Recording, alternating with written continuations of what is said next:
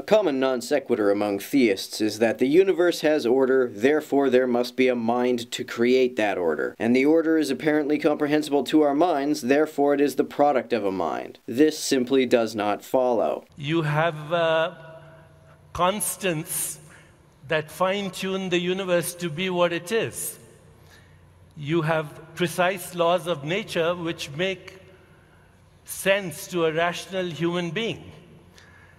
So I think even from the bottom up, I'm compelled to say that there's an organizing intelligence, there's a deeper consciousness that throws out this universe at the speed of light. Chopra seems to think that the only alternative to a universe created by consciousness is a universe in which everything is random. Why would that be the case? Why does order require intelligence? The swinging of a pendulum has order. A pendulum doesn't move around in random directions, it just moves back and forth. That's order, but how does that suggest intelligence? To say that sentience is an emergent property is assuming that only brains produce consciousness. How else would consciousness be produced? Whereas, in fact, even a single fertilized cell, when you were conceived, was fully alive, was fully aware, and did not have a brain. It was present, it was aware,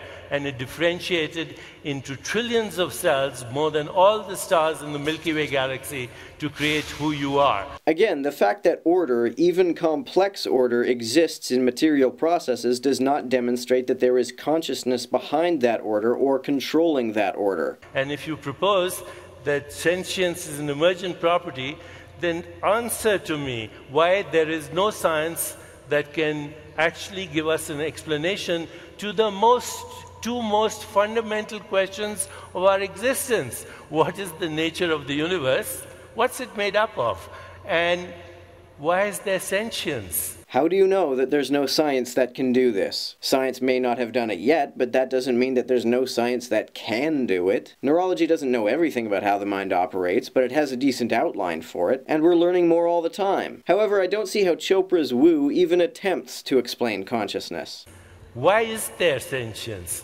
You know, we talk about sentience as not just human sentience, which is, of course, you know, an evolutionary process, but sentience came from sentience. And what explains where that sentience comes from? Why does that exist? How does it create other consciousnesses? And we will finish with this topic of the universe. And have you seriously just said that a single cell has consciousness? A single cell has awareness. What do you mean by that? That it has the ability to respond to its environment. Of course it has the ability to respond to its environment. That is not consciousness. So you said a while ago, atoms get together to create complexity. How do they get together? By processes which are well understood by biologists. By a process which is random or intelligent. False dichotomy. Intelligence is not the only alternative to randomness. This is something that many theists seem incapable of understanding. Order and intelligence are not the same thing, nor does order entail intelligence. A single cell has sentience in the fact that it can respond to its environment and express its biological autonomy. What the fuck does that mean? Have you had the experience of gratitude? Have you experienced epistemological humility? Have you experienced reverence for life and for existence? And if so, was it your neural networks manufacturing those experiences?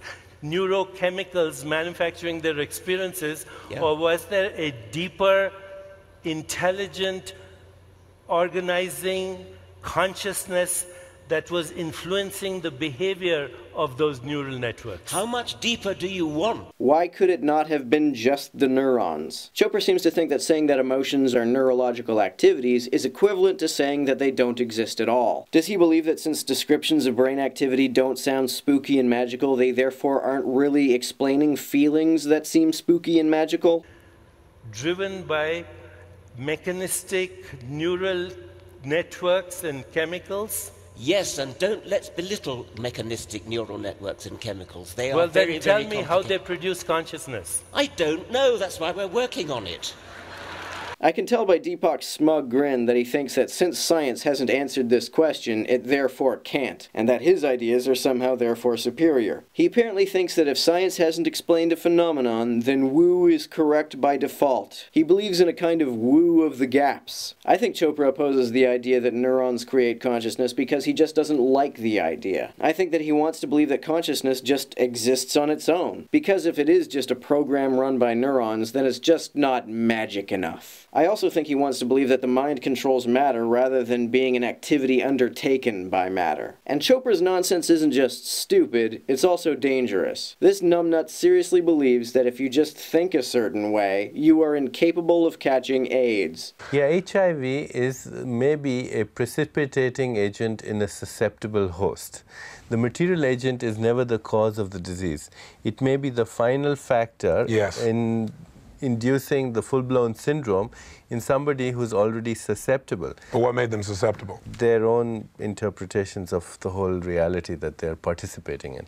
Could that be translated into their thoughts, their feelings, their beliefs, their lifestyle? Absolutely. What a shithead.